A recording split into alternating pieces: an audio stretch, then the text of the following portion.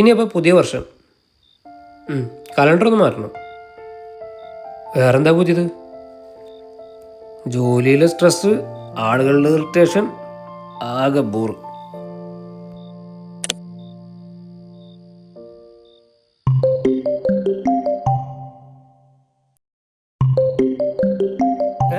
ഞാൻ തന്നെയാ. Bro, happy new year in advance.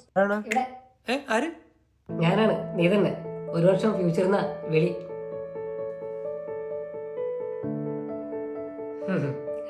ഫ്യൂച്ചറിലെ ഞാൻ കൊള്ളാലോ.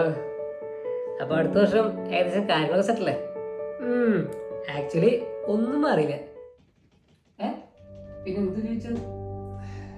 മാറ്റം ആവശ്യമുള്ള ലോകമല്ല, നിനക്കാണ്.